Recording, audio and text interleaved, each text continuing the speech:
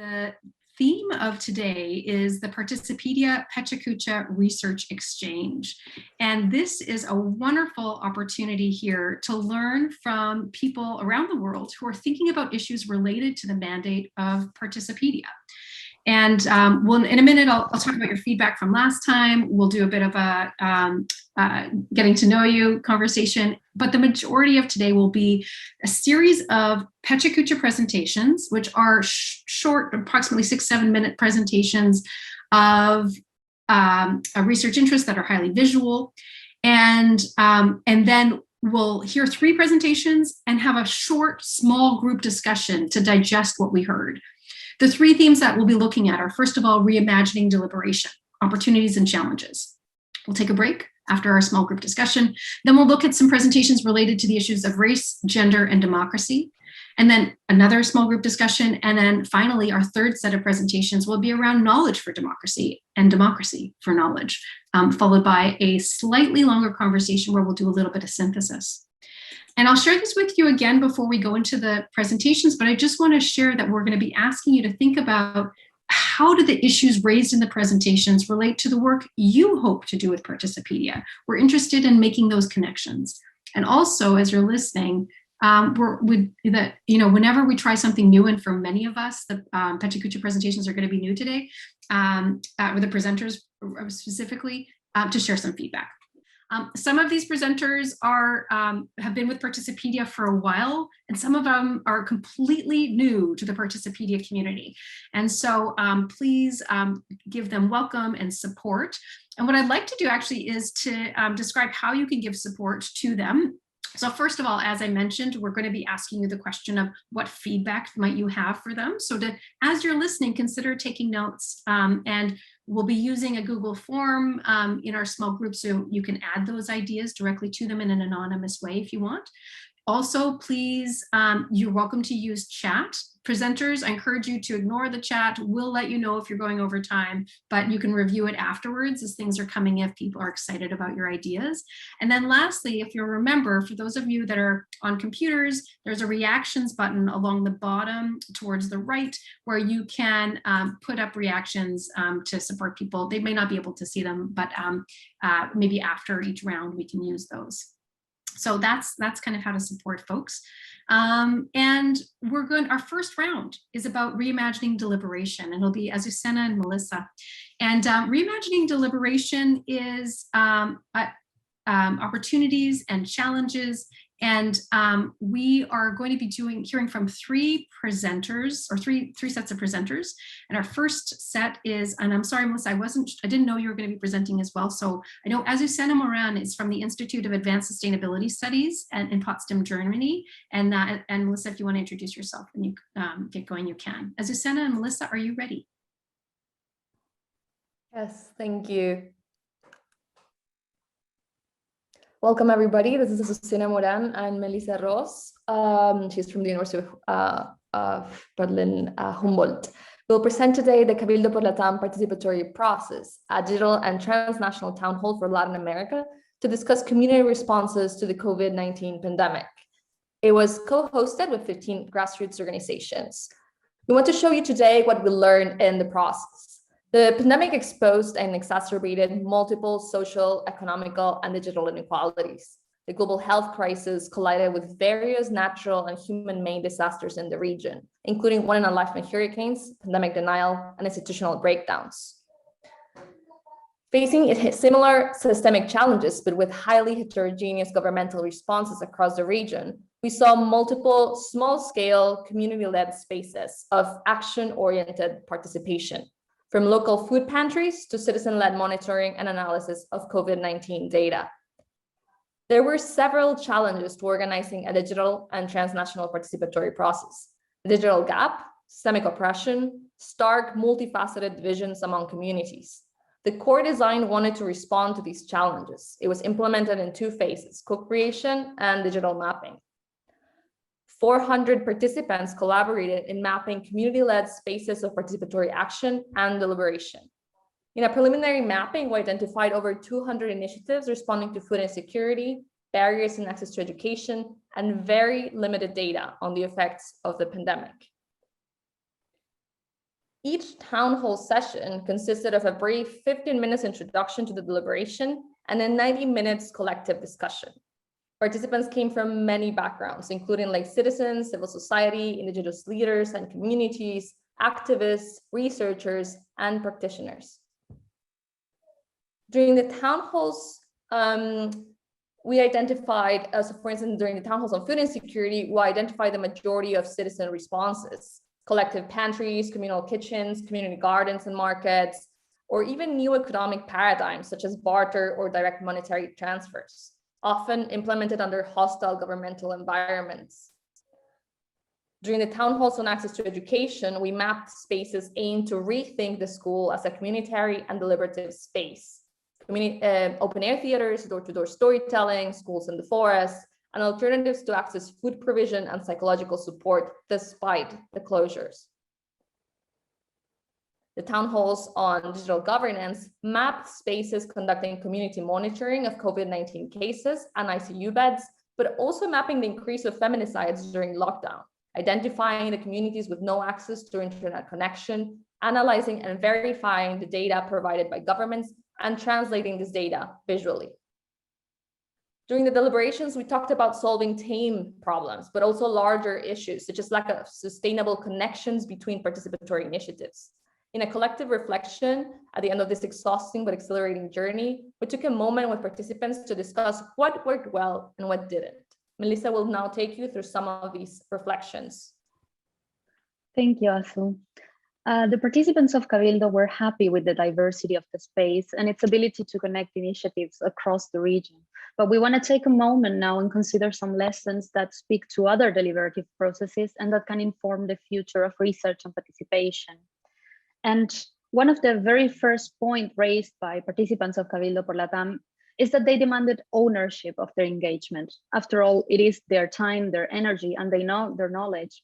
They articulated their interest in co-defining the rules, the topics, and the duration of deliberation. They wanted co-governance of the space and not just co-design.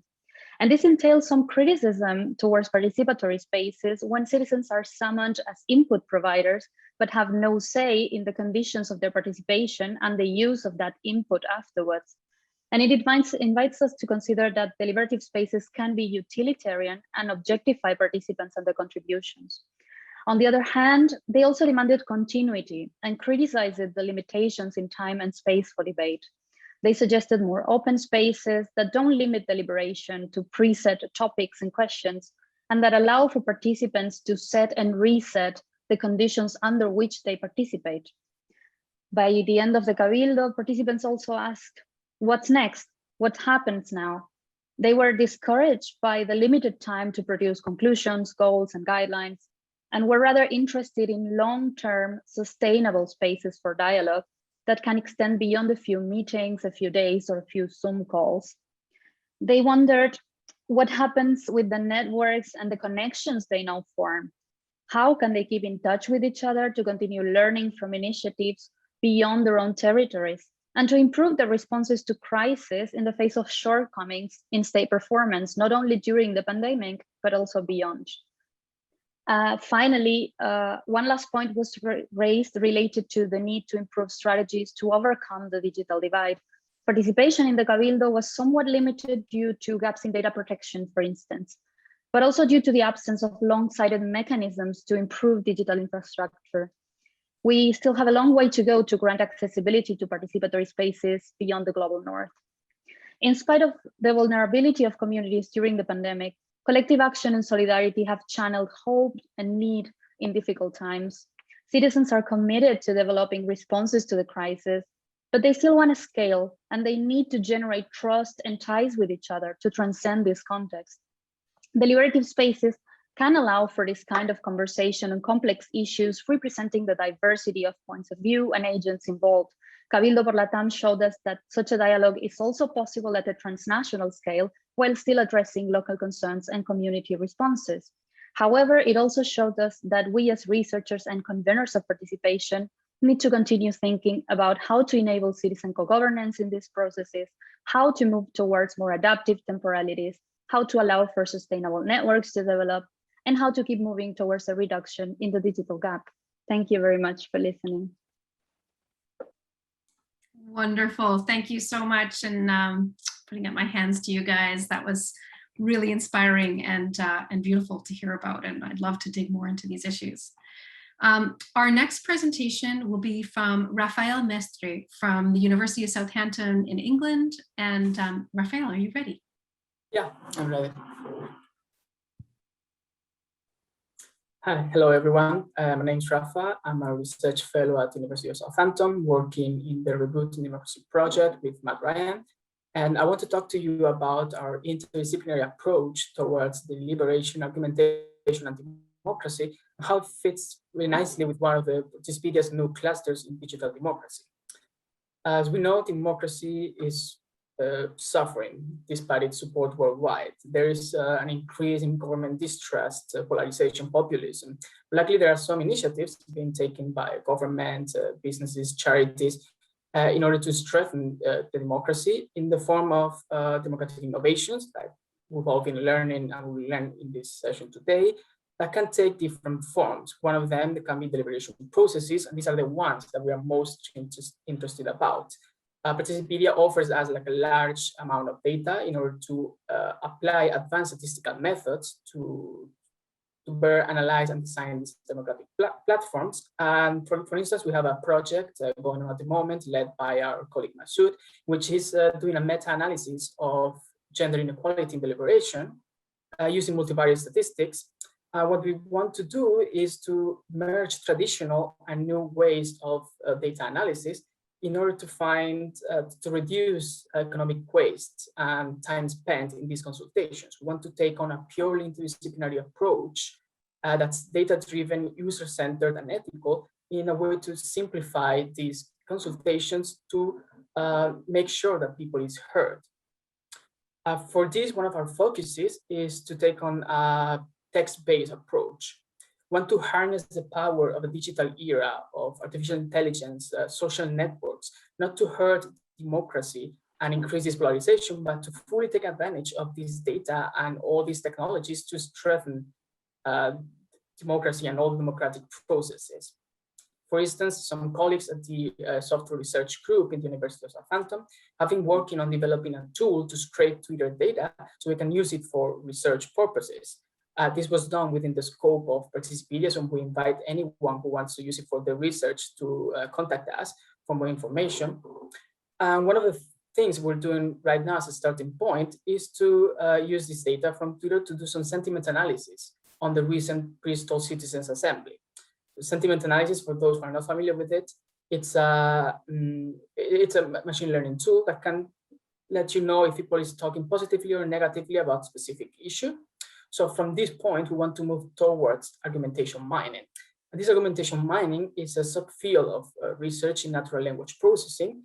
That's a subfield itself that tries to make machines comprehend and understand and model how natural language occurs. So with argumentation mining, we want to be able to automatically extract arguments from people online and offline.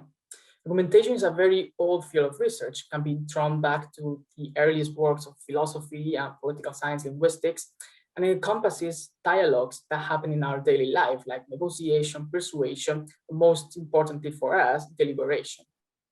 In deliberation, within argumentation framework, we can find sort of a scheme like this one. We can have an issue like we have here on top, is the topic we're talking about, and then on the bottom we have some position and arguments that can support each other, attack each other, and they're all connecting in some sort of feedback loop that can generalize and specialize this issue with more and more information coming from the arguments.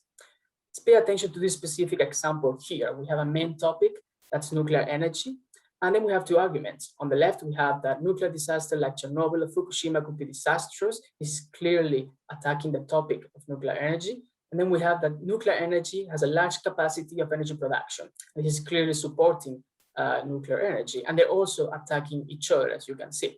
Now imagine this at a wider scale. We can have an argument map of many of these arguments with different topics, and they're all linked to each other. So we can extract a lot of information from all of these arguments and understand what people want to say about these topics.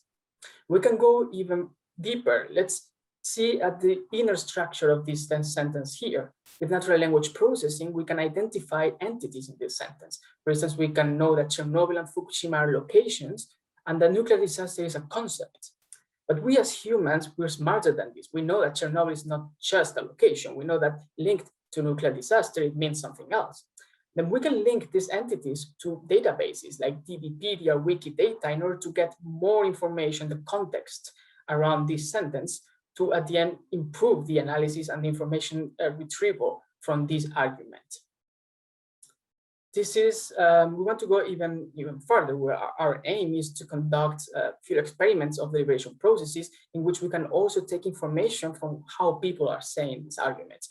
We want to retrieve information from speech, intonation, audio features from these people linked to these textual natural language processes that I mentioned in order to improve this argument collection from actual processes. This is a very interdisciplinary topic. We need knowledge from policymaking, linguistics, computer science, especially if we want to present these results in a comprehensive manner for different types of public. Because one of the aims, the final aim of this project is to present a dashboard, an application tool that we can show to the public, but more specifically to policymakers, so that we can make sure that they are really understanding what people have to say about their policies, what are their opinions, what are the arguments that they're using, and we can simplify this task to present this information in a simple manner for them. This is a very ambitious and interdisciplinary, and we will pay special attention to the ethical aspects, for instance, how to aggregate data in ways that people is protected, anonymized, how to make sure that our algorithms are not biased or discriminating against groups, and how to use and reuse more data that's available, like the one in Participedia, to improve and push this project forward. That's all I wanted to say. Thank you all for your attention. And if you have any questions or any proposal or anything, you can feel free to contact us in our emails or our website. Thank you. Wonderful. Thank you, Rafael. That was fascinating. The structure was super interesting, and also the way you're thinking about using the data going forward. Thank you very much. Our next presenter is Dimitri Courant, and Dimitri is from the University of Lausanne in Switzerland and the University Paris 8 in France. Dimitri, are you ready? Yeah. Great. So hello everyone, my name is Dimitri Courant. I'm just about to defend my PhD at the University of Lausanne and Paris 8, but I just moved into Boston, USA. My presentation is about deliberating to save the planet, empirical comparative analysis of the Irish Citizen Assembly and of the French Citizen Convention for Climate, which are two mini-public that I have observed from start to finish. It is now well established that our world is facing many crises, social, economic. The biggest one is arguably the climate crisis that is threatening life as we know it. And all those crises are rooted in a political crisis. The elective system is showing its limitation and is needing to be reimagined. And in order to do so, many democratic innovations are put forward to address those crises. And among them, deliberative mini-publics, that is randomly selected diverse panels of citizens, have been gathering a lot of attention. To remind, as a reminder, Citation is relying on 5 democratic principles: equality, impartiality, representativeness, inclusion, and humility, legitimacy. Ireland especially has been experimenting with citizen assembly, first in 2011 with the bottom-up initiative, then with the convention and the constitution leading to the legalization of gay marriage by referendum, followed by the Irish Citizen Assembly of 2016, which we are going to focus on, dealing with abortion and climate change. And just this year, another CA concluded on gender equality.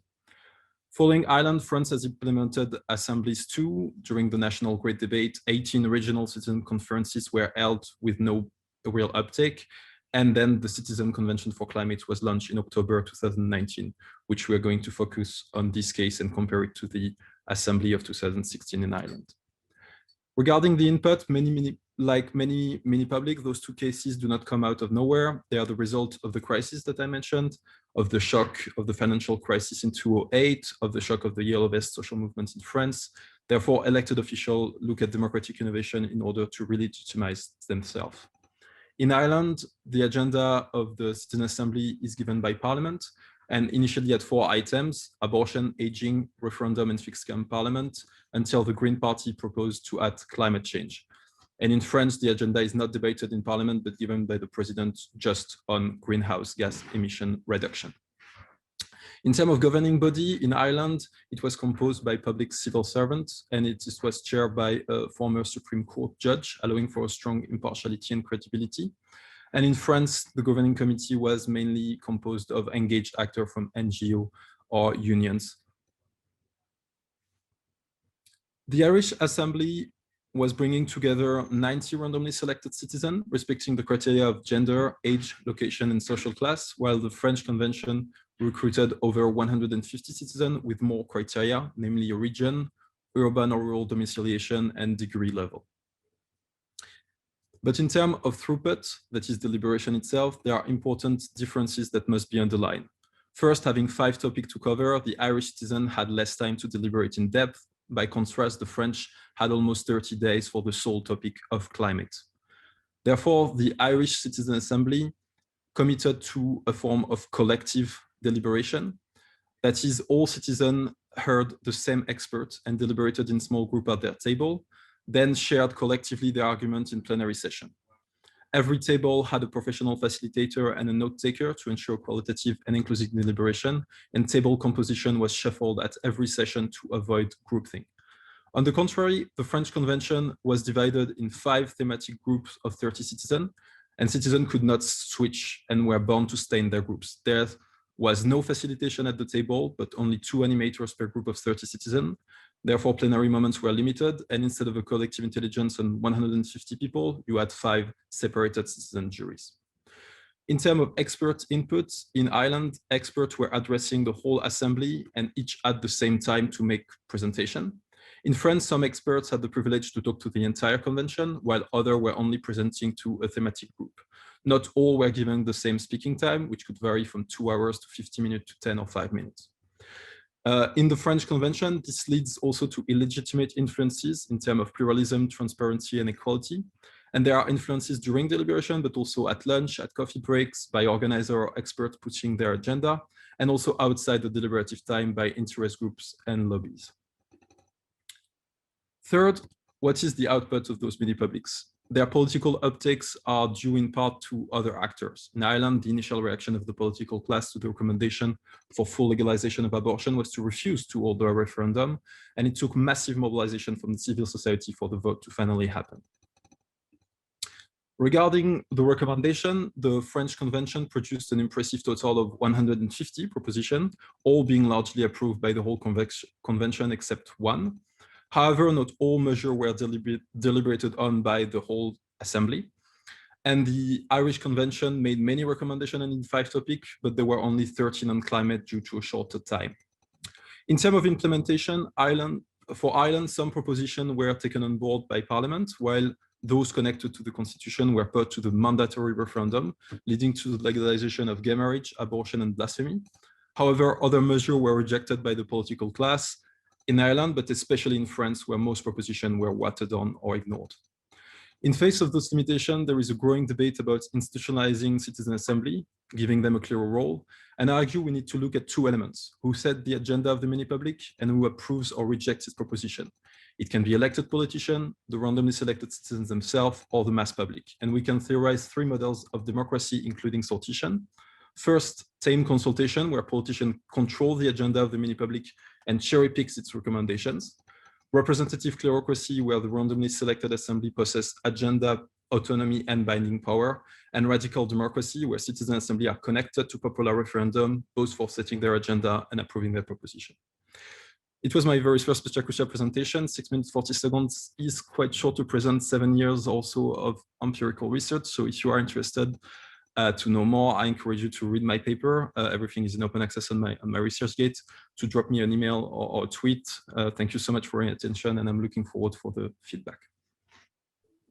Wonderful. Dimitri, thank you for squeezing 7 years into 6 minutes and a bit. That was a wonderful look at the 2 comparative of different citizen assemblies and sortition models. So thank you for sharing that. And thank you to everyone, our last 3 presenters, for sharing this work. We're going to do the same thing. I heard already in the feedback that people really like this format, so that's great because we're going to do it again. This time we're going to dig into issues around race. gender, and democracy. And for the past year and a half, it has been a conversation that has had more presence than previously around the world, which is so very important for this work of strengthening democracies. Our first presentation is going to be recorded. Kieran Wei from the University of Toronto, Canada. Over to you, design nerds.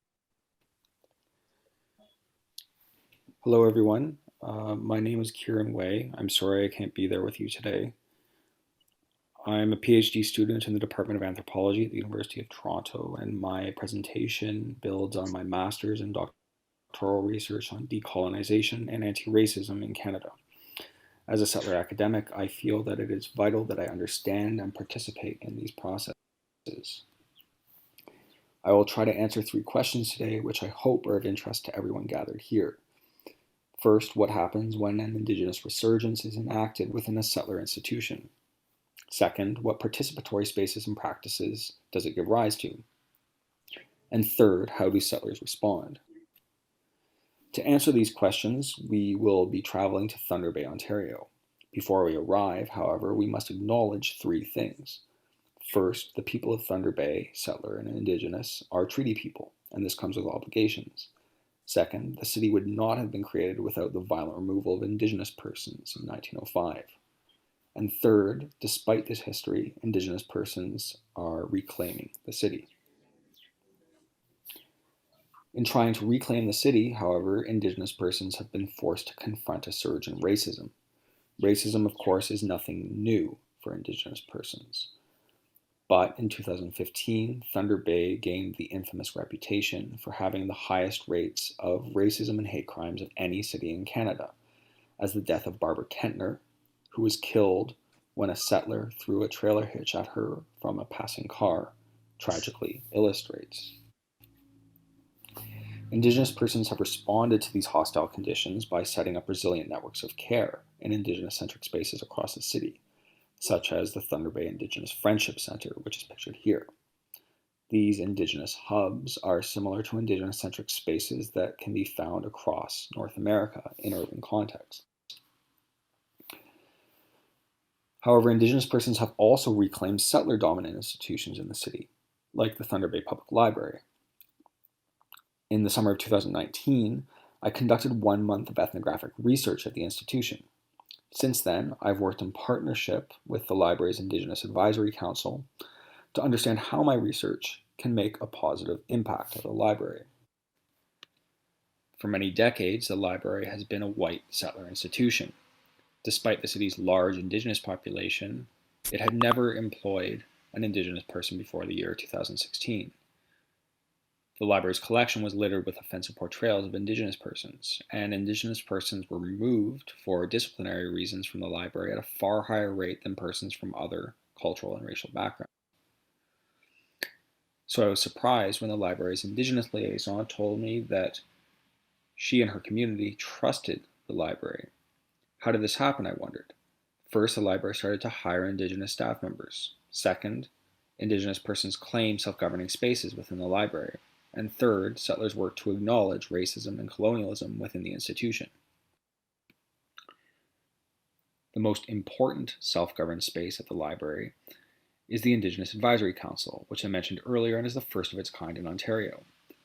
The library's first Indigenous staff member created the space because she didn't want to be the only voice for her community at the library. She wanted an Indigenous-controlled space where her community could participate and feel welcome. But she also wanted to turn the tables and have a space where her and her community could welcome settlers on their terms. The space is open to participation from all Indigenous community members who use it to conduct ceremony and make important decisions about which Indigenous knowledge should be in the library and how it should be classified. Settlers have been invited to participate in this space several times. However, the group also often closes to settler participation. Ceding this control, my research found, was central to building trust at the library. Settlers have therefore built trust with Indigenous persons in Thunder Bay by respecting self-governing spaces like the IAC. But they've also built trust by acknowledging the settler colonial conditions that entangle them with and come at the expense of Indigenous persons. And importantly, they've also taken personal accountability for these conditions. Before the release of the most recent strategic plan, for example, the chief librarian made a public statement about his and staff members' complicity in a system of structural racism and settler colonialism. He called on staff members to make personal commitments to anti-racism and decolonization. As an Indigenous interlocutor said approvingly, no one was calling on him to do that. But acknowledgement also requires forms of participation beyond performative gestures.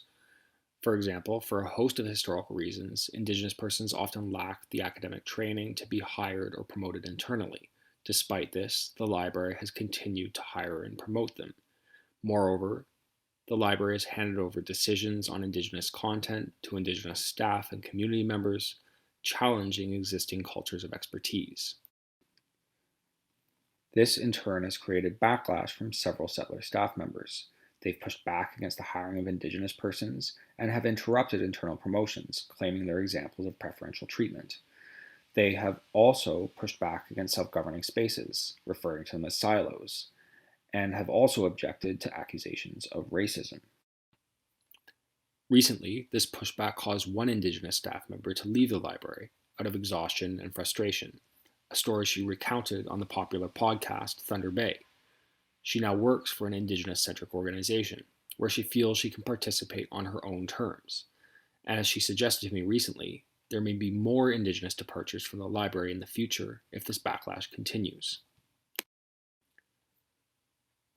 Despite this, other Indigenous persons remain committed to transforming the library. They continue to work on anti-Indigenous racism training with settler staff members and educate settlers on treaty rights. They also run programming for the city's Indigenous community, such as language gatherings for Indigenous youth. So, what are we to learn from this? I think we can draw three main conclusions. First, transformations at the library only started after Indigenous persons were hired and after they were able to participate meaningfully at the library. For this to happen, Indigenous persons needed self-governing spaces, or more specifically, spaces and decision-making processes that they controlled. Second, settlers, and especially settlers working for municipal institutions, have played important roles in allowing a fragile trust to form between the institutions they work for and some members of the Indigenous community in Thunder Bay. This has required them to acknowledge the settler colonial conditions that tie them to Indigenous persons and challenge them on an ongoing basis. And third, my research suggests that for some Indigenous persons, the future will be one of resurgence rather than reconciliation. This means that settlers and Indigenous persons will work together but also apart toward decolonization. Indeed, as one of my Indigenous interlocutors told me, describing her hopes for her and her community, "One day, I just want white people to leave us alone." Thank you very much for your time, and thank you for listening.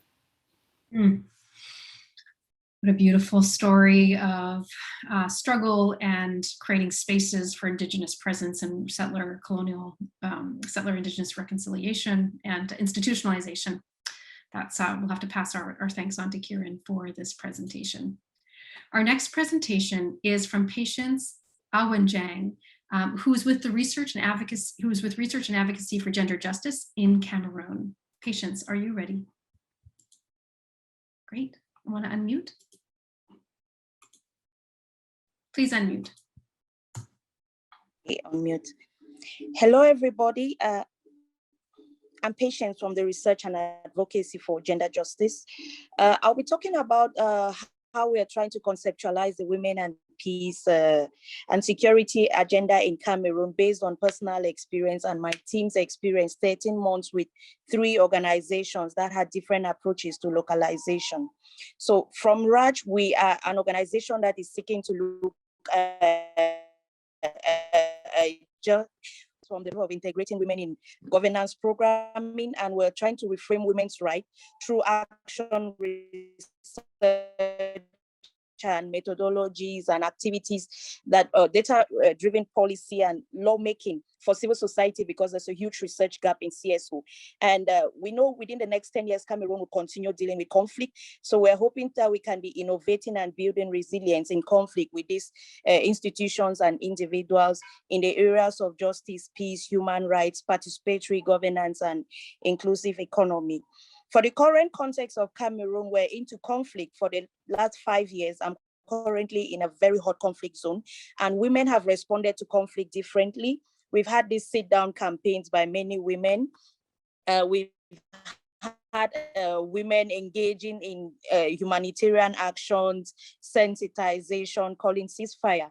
Now, from the women, peace and security perspective, we know that, or we see that there is a great need for women to be integrated in peace building mechanisms at grassroots levels, and mostly Cameroon has 360 communities, and we're hoping that participation can be felt at that level. In terms of protection of women against violence, or specifically gender-based violence, we're looking at actions that have been working around policy and legal reforms to provide maybe socio-legal services and engage CSO and the media in protection of women and girls so that they can have safe spaces and they can be able to reintegrate society. For gender mainstreaming in emergency management programs, we are having a case that thousands of Cameroonians are spread or internally displaced and far from home and needing protection and needing a mechanism or institutional policies that can guide them. And there's a lot that needs to be done, but they're not gender responsive enough. Prevention, we're looking at data collection mechanisms that can be institutionalized to monitoring and evaluation mechanisms that is of men in communities. So that is the case with Cameroon. Our first case study that we worked with was Hofna. Her approach was the pieces of peace. So Hofna brought together 100 organizations in a national workshop on the women, peace and security agenda. With experts, it carried out a community sensitization on rights with several actors. It did a lot of economic empowerment programs, and it did radio sensitization and video recordings of men talking about gender-based violence, which was a good approach in terms of making people understand the 4 pillars of the women, peace and security agenda in Cameroon, and for organizations to locate their work and understand the pillars of participation and all. Now, the second organization, Jagat used the approach of community peace club. Initially, it had to do consultation or assessment of what community perceives to be women's leadership and integration in peace building processes in their community. And it used this to develop a manual who return into their neighborhoods, discuss their issues affecting them and how the women were engaging with their children, with their husbands, with the children that were being de-radicalized, how they are working around that. The third organization was WILF, which did a CSO review because CSOs have not been integrated in the government's procedure for the NAP, the National Action Plan on Women, Peace and Security. So WILF did a national consultation that involved over 200 CSOs. It did review of strategic documents, and there was a creation of a CSO review committee that validated all the proposals of this civil society organization and presented them to stakeholders, including the ministries, including development partners, and there's an advocacy going on. Now, what we've done, we've tried to look at the processes in all 3 case studies. Hofna's Pieces of Peace was a good in terms of looking at the broad-based aspects or the things that constitute peace, actions that build peace in community. The Community Peace Club was a good way of bringing peace building or the women, peace and security agenda into the family and neighborhood, though the process still needs to be developed. And what we saw as a very complete process was the CSO review that was gathering perceptions from grassroots into national level and having the participating CSO build into the model and the outputs. Now, and what we got to get from out of all of this is that localization can be viewed from a broad-based perspective, the 4 pillars of participation, protection, relief, and recovery, which many organizations are working on, which the government itself is working on. But if we look at the case of the Peace Club, we see that localization can be done from a very narrow base. First of all, the legal and governance context of Cameroon is very diverse and the realities differ. So we think localization could be built in that area. And we're even proposing a community peace club model for Jagat. At the level of RAJ, we are trying to come up with an integrative model that we can propose to civil society organizations together with us, which works at grassroots level, nationally, and where organizations can fit. So that is where we are at the level of what we're thinking of doing with other organizations. Thank you for your time. Thank you for listening. And I hope that I'll be getting more feedback from each and every one of you as we continue to build on this research. Yeah, wow. Thank you. Patience, thank you so much for that incredible quick flyover of the many initiatives your organization is doing in a profoundly tangible and gender-based way, and incredible, amazing work. Love to hear more about it in the future. Thank you. Our third presenter under the question. Our third presenter under the question of race, gender, and democracy is Daniel Hutton Ferris from the University of Toronto in Canada. Daniel, are you ready? Yes, I'm ready. Hi. So I'm Daniel Hutton Ferris with a very pink theme on the slides and t-shirt and everything. Today I want to talk to you about the idea of organized participatory events being captured by their sponsors. And I'm also going to suggest that thinking about them in relation to processes of representation can help us kind of diagnose this and also think about potential responses. And I'll start with a story told by Caroline Lee in Do It Yourself Democracy. So in 2006 and 2007, America Speaks collaborated with an organization called Shaping America's Youth to run 21st century town meetings on childhood obesity in 5 US cities. These events were funded by companies including Cadbury Schweppes, which makes a lot of money selling chocolate, fizzy drinks, and other unhealthy food. And Lee identifies two kind of problems with these events. So first, the literature distributed to participants framed cultural and behavioral change as the sole viable approach to the issue of childhood obesity. Okay, so regulatory responses like a sugar tax were not framed as realistic or not framed as a priority. Second, participants were encouraged to see funders such as Cadbury Schweppes as stakeholders, okay, working cooperatively with local communities to solve childhood obesity. So that tended to encourage participant actions and decisions that were aligned with the interests of institutional sponsors.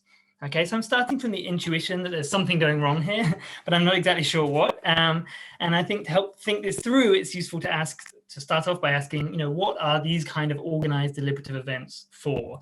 And I'm going to run through a number of common answers to that question, all of which have something important and I think correct, about them. So from kind of a participatory, democratic-ish perspective, it's often argued that they should improve participants' knowledge and civic virtue, for instance, their sense of political efficacy, okay?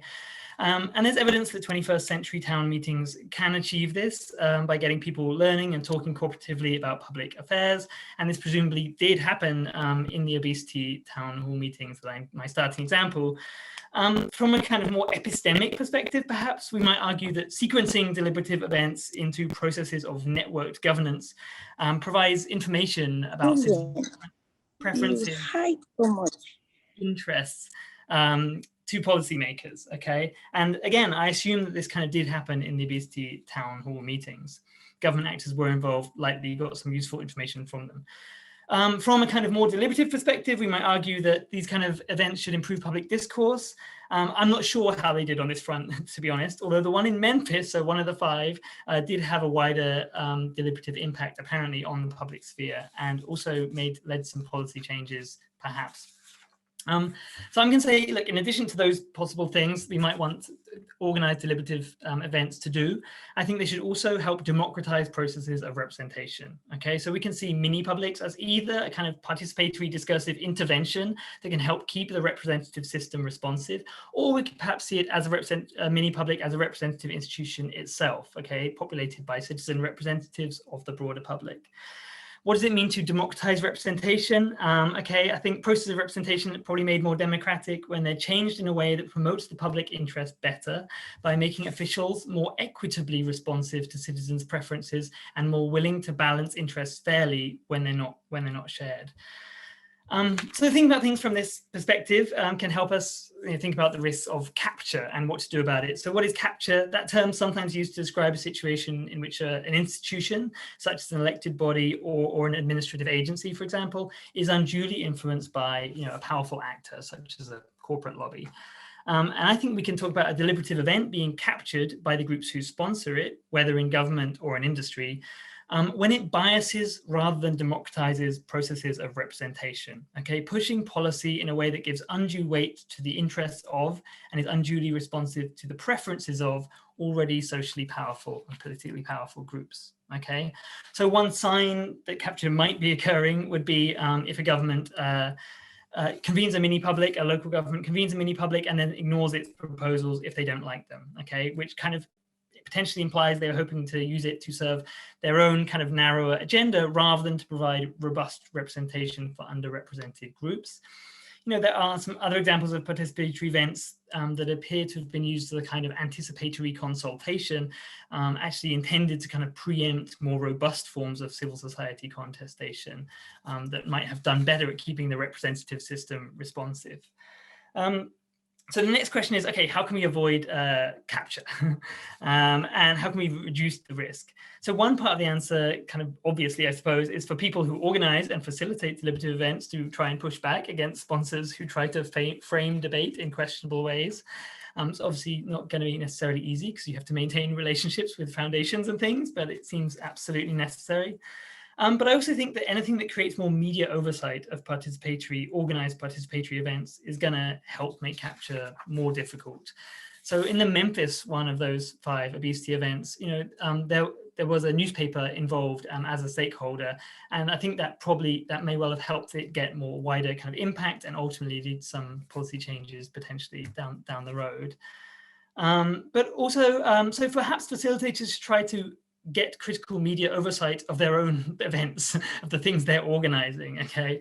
And one way to do this, Francis Paletta suggests, is to get activists involved, you know, in organized assemblies, okay, actually participating, because they know how to take things into the media and to turn like attempts to ignore a mini public into an issue for elected representatives at election time, okay?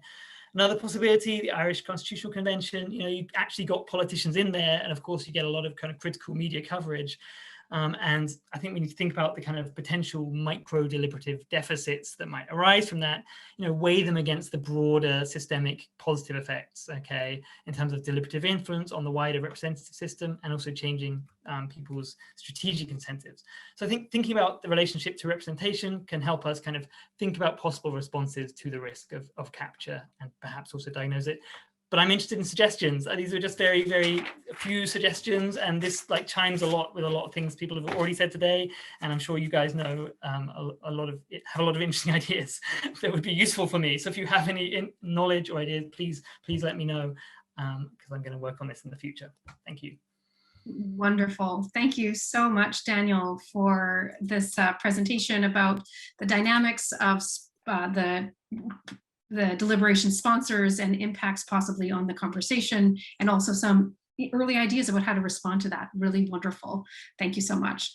We enter into our 3rd round of the Pechakucha presentations, and here we're going to talk about knowledge for democracy and democracy for knowledge. Our first presenter is Renee Beausoleil from the University of Alberta, Canada. Renee, are you ready? Yes, anytime. Go ahead. Hi, everyone. My name is Renee Beausoleil. I'm speaking to you today from Edmonton, Amiskasi, Westkaigun on Treaty 6 territory. I have English and French settler heritage, and I was raised mainly on Anishinaabe territory in Ontario.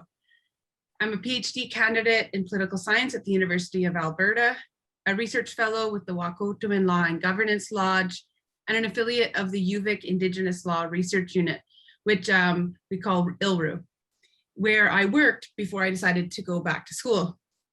My dream for my PhD project was to bring together lessons from 2 experiences, my work with ILRU and the work I had done with advocacy groups in downtown Victoria. With ILRU, I coordinated projects with Indigenous communities, revitalizing Indigenous laws, especially a large national project on harms and conflicts. In 10 years of activism in Victoria, I witnessed conflicts caused by colonialism, race, gender, class, and ability. These experiences directly informed my doctoral project, which is titled Home in the City, and it's represented here by these ravens. The main activity of Home in the City brought together all these people, and it developed a process that co-created the Victoria Declaration. The Declaration is a set of principles and actions for collaborative governance in the housing community. Today, I'll be talking about the method that I have begun to articulate based on this process, which I refer to as practical governance. And so this image shows the connection between the project, the method, and the output. The purpose of Home in the City, clarified through extensive consultations, was to organize workshops focused on a conception of governance, starting with our relationships with one another. The goal was to develop principles and processes for shared decision-making while being conscious of differences in participants' positionality and lived experience.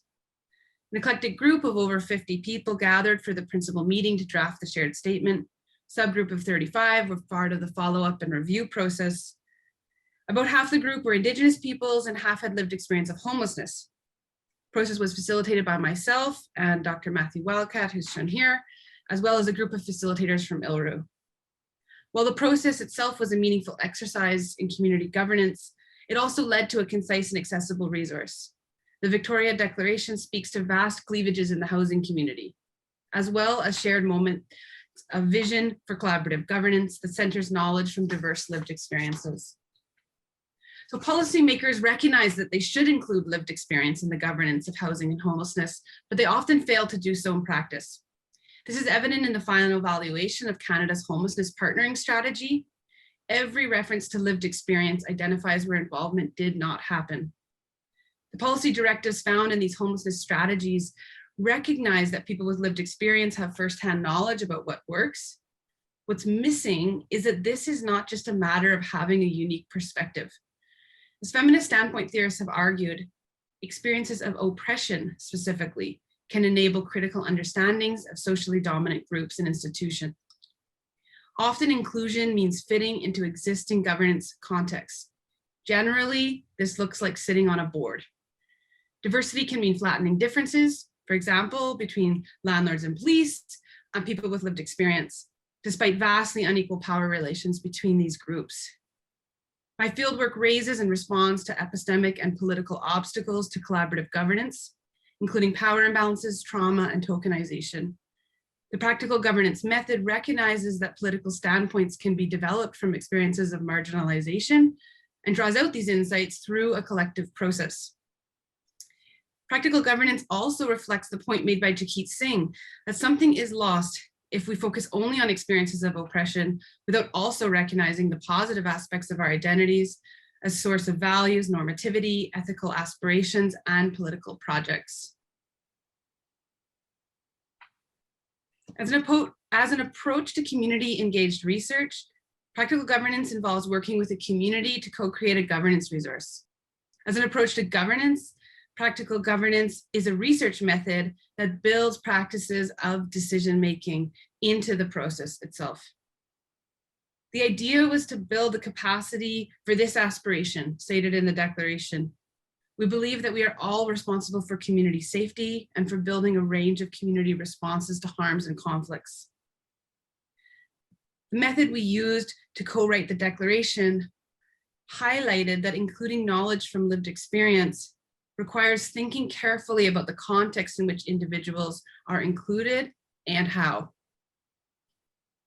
This required understanding that lived experience entails experiences of oppression.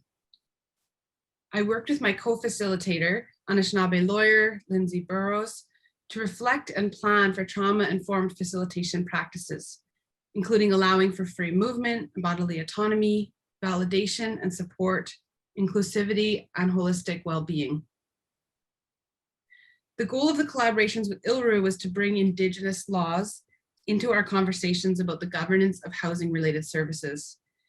We used the ILRU narrative analysis method to discuss issues of harms and conflicts, working with stories to identify key community issues, authoritative decision makers, responses to harm, and processes for decision-making. All of the gatherings and the methods we used encouraged discussion and debate, including among many peers. While the real harms of oppression, such as losing one's housing, living in poverty, being an Indigenous person displaced from or within one's own territory, were important context for the work we did. Our conversations never stayed here. Instead, we focused on practical governance decisions, processes, and principles that can respond to these issues. For more information about the declaration, check out the project website, which I've posted here, and I think also might be posted in the chat, or you can shoot me an email. Thanks, everyone. Thank you, Renee, so much for that look at the value of bringing lived experience, that expertise and understanding into the heart of the work of deliberation. Wonderful, really appreciate it. Our next presentation is from Jagat Basnet, who is with the Community Self-Reliance Center in Nepal. Jagat, over to you. Yeah, thank you. I'm a Jagat Basnet, researcher and social movement facilitator from Nepal. My research topic is Community Self-Reliance Center. In short, it's called CSRC and Land Rights Movement in Nepal. I'm founder member of these organizations, and then I'm basically documenting all those processes. Community Self-Reliance Center is a social movement-based organization in Nepal facilitating land and agrarian rights movement since 1994. It has been developing a large number of change agents, land and agrarian land rights activists in rural area rather than job holder from the marginalized community.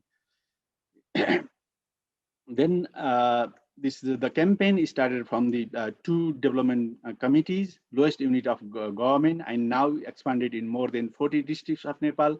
Gradually and naturally means connecting people to people, not by any project, so that it is a marginalized people connecting each other.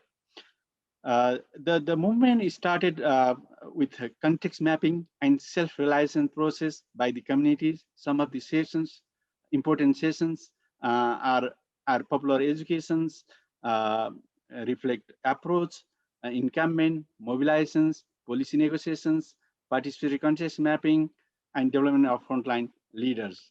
Establish strong people's organizations of marginalized peasants, especially landless, tenants, sharecroppers, and smallholder called National Land Rights Forum, a federal level, district land rights forum, district level, and village land rights forum, community level, and more than 40 districts.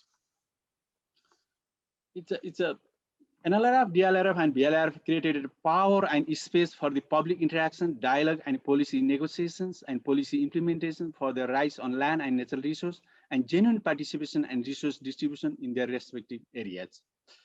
Reflect approach is an empowerment process that covers context analysis, power analysis, change plan, and at the end, it's a realization, action, reflection, action, again, participatory governance, and change the system, social systems. Develop change tree from the community, and actions started by community peoples themselves prepare change tree from the context analysis, power analysis, and the critical discussions. Yeah, review and reflection process. It's empowering and learning the documents, basically done by the change agents, land rights activists, frontline leaders, and then they themselves develop the innovative actions and constructive actions from the grassroots level that really impacted grassroots to policy levels.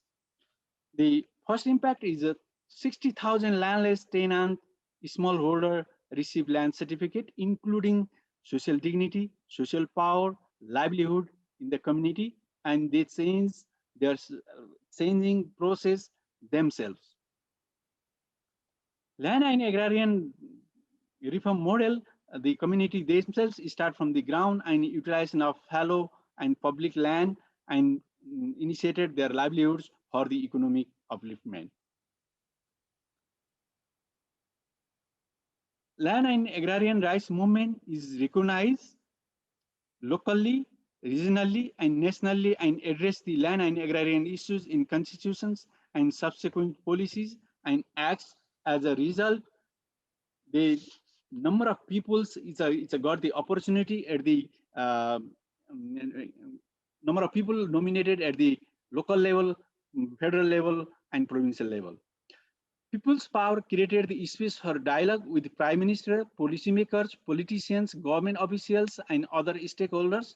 That's really created their participation and recognition of their voices at different levels. It's a conclusion. 30 years experience shows that power respects power, and marginal people powerless generated power themselves for participatory democracy and participatory governance.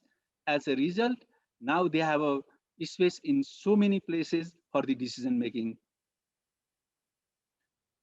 And women have a more power and generate more power while they mobilize and organize than men.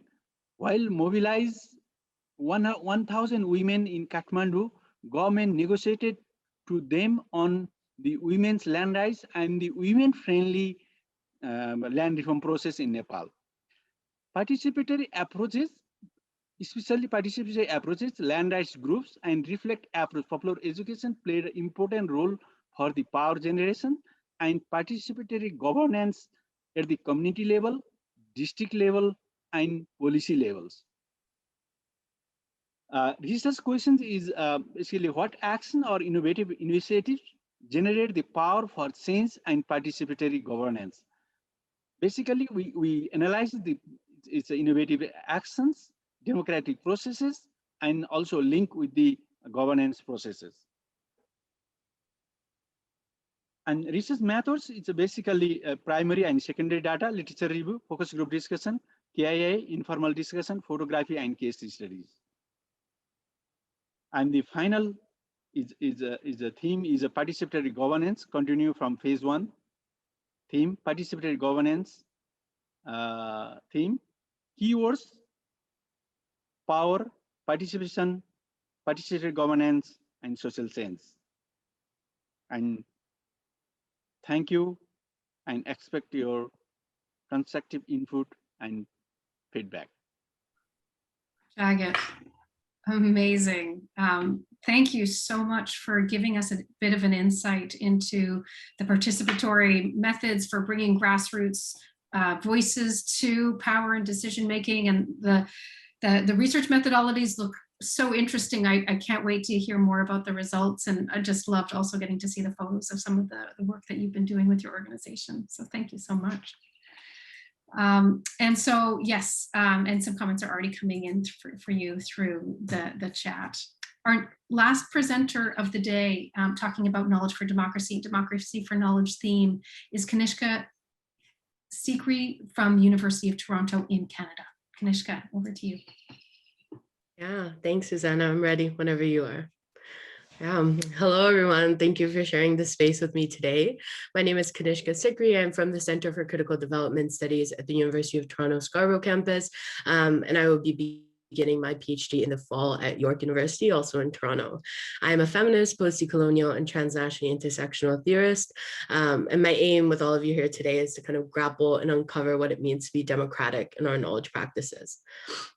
So I'm going to start off with a quote. In Public Journal Spring 2017 issue, the editors write that they'd like to, quote, explore the ways in which we might reinvigorate democratic life today, not just democratic in the narrow political sense, but as life in common, in which being and belonging engender the full flourishing of individuals and communities. Let me use this quote to animate 3 propositions. 1, democracy is not just some abstract political system. It is intimate. It is the accumulation of all of us convening and communing together in relation to one another. This means then that democracy is relational. 2, if our relations to one another are not equal and are fabricated on us standing on top, beside, underneath, in varying degrees of them all with others, then democracy is also not neutral. And 3, if democracy is not neutral, then how we research it, or rather how we make sense of democracy, is also not neutral. Our personal knowledge practices about and on democracy that reify democracy into existence then become actively political practices.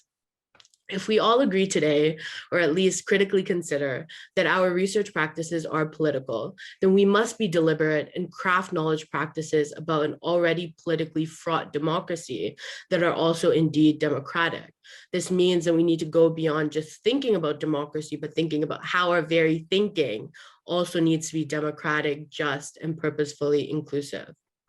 One potential strategy I'd like to introduce today to cultivate such a democratic research is the practice of radical citation.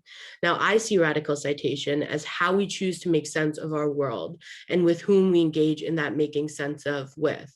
Essentially, what this means is who do we look to, learn from, educate ourselves with, and stand with. Sorry, I've been talking a lot today. Radical citation asks us to hold ourselves accountable to 3 ongoing concerns. 1, whose knowledge am I legitimating? 2, whose knowledge am I gatekeeping? And 3, to what and whose knowledge am I accountable? Let's apply this practice of radical citation onto Participedia to see how it holds up. Whose knowledge is Participedia legitimating? Participedia is globally diverse, as many folks here know, with case studies across and transversing transnational borders.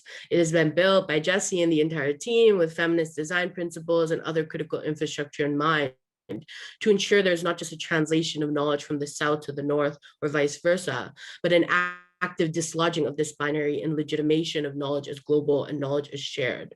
Whose knowledge is Participedia gatekeeping? It ain't perfect, but Participedia strives to minimize the barriers and blockades to generating knowledge.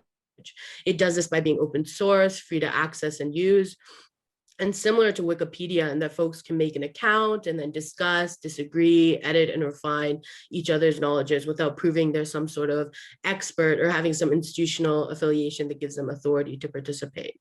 Participedia takes active steps to ensure folks aren't just gatekept from content, but that folks can actively create new content from their particular spatial, social, political, and economic realities. Gatekeeping goes beyond just closing the physical gap to access, but critically considering the invisible power dynamics at play that disable folks from generating knowledge. And whose knowledge is Participedia accountable to? In 2016, Participedia held a collective intelligence for democracy workshop, which drew participants from almost 30 countries to collaborate on new technologies.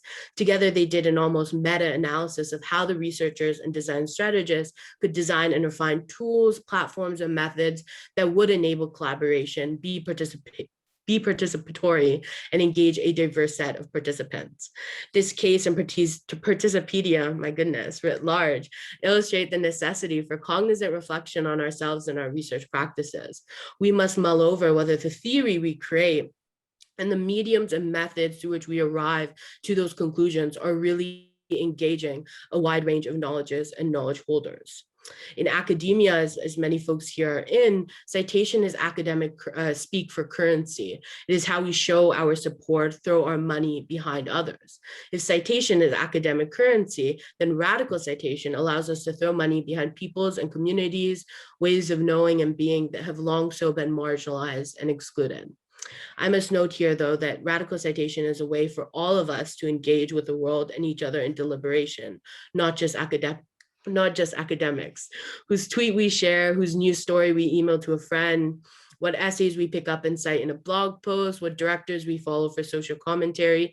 These are our citations, our throwing money behind certain people, certain knowledges, prescribing value to them and mobilizing them in our own lives. When we purposefully cite works and knowledges outside of this dominant knowledge arena, I think of like the Hunger Games here, and how knowledge is kind of built in this highly controlled and monitored arena.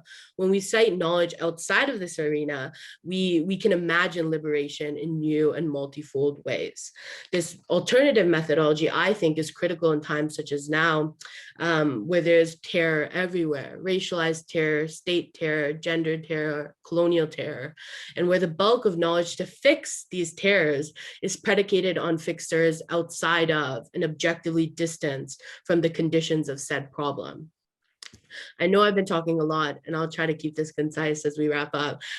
Indeed, I think that we can agree that democracy may not be neutral, and it in fact may be unjust, but how we choose to make sense of it, critique it, implement it, speak about it, can benefit from this politicalness, leaning into the tensions and holding space for the contradictions so that we can move democracy from this abstract political thing to a fleshy, personal, close to the skin means through which we can pay attention to how democracy is embedded not only in how we live, but how we research and how we make sense of that living. Yeah, if you'd like to continue this deliberation with me together, please do send me a note and I'll send it back to the team now to guide us through the breakout rooms. Thank you so much, Kanishka, for that challenge to see our work as embedded very much in a contextual place and not neutral, and this opportunity to expand our connections of knowledge that we're drawing on to ensure that we really are being inclusive of the voices of those who are most impacted. Really helpful. Thank you so much. I'm just putting into the chat a question for you, and I would like you to respond in chat. What ideas from today's presentations or discussions, I should say, are most important for Participedia's work? So please take a minute, each one of us, to open up the chat and respond to this question. So it's on that question about free labor. I think Participedia has a principle of trying very much to pay people for their contributions. And actually that's part of, I think, what we'll talk about tomorrow is getting research assistants involved. There's budget for that. We want to hear voices of emerging scholars. So let's come back to that. So I think one of the things I see here in these many beautiful comments that are coming in, and please keep coming, is this question of the democratization, right? Because we talk about democracy, but actually what the core of what's really been inspiring people today is really about the democratization, about bringing power to identities and voices that have been at the margins for too long, and ensuring that we are very much building space for stories, capacities, experiences, and learning from all these different contexts so that we can be more powerful together. And that question of power and troubling it and bringing it forward as a continued lens of understanding this work and the work of how we work together as challenged by a number of folks in terms of process of who we're engaging with, what literature we're citing, and our methodologies itself, are they accessible? But also the what we're talking about. The question of democratic capture or the deliberative capture, the question of who should there be a vetting process for the pieces that are put forward. So some of those pieces are coming forward, and questions, really interesting questions about whose knowledge are we legitimating. How the theoretical difference between civil society organizations and democratic innovations. The question about how do we really make sense of some of the learnings, such as the representation of collective power. This question, a lovely phrase, participation by eruption, that Giovanni shared. So many beautiful pieces. And I think the core, Julian, you put here this idea of remembering our own positionalities and accountabilities as a network of knowledge mobilizers interested in contributing to more just and inclusive governance is perhaps one of the important things that we're going to take forward as practitioners, with the goal, Kanishka follows up, of rejigging democracy as a malleable practice where it is inclusive and horizontally produced collective power that Mark adds, and the importance that Patient brings in of blending scientific and non-scientific research governance. So much beauty here. Thank you all for this. Tomorrow, we're going to be exploring phase 2 research priorities. We'll hear from Bonnie at the start a little bit about where we're headed. And then we'll hear from each of the research clusters, some of what they're starting to think about the research opportunities. Now, the clusters haven't met yet, so it's still really emergent, but just a sense of, what do we say in a grant application? What's starting to look possible? If you have any follow-up questions or comments, you're welcome to contact Pat or Jesse or myself or Bonnie or Paul, facilitators. Before you go, please send me a private message with any reflections about the day. And then lastly, a big thank you to our facilitators and to our tech team, and most of all, our presenters. Please unmute and actually applaud them with your sound off, and say goodbye. And we'll see you next time.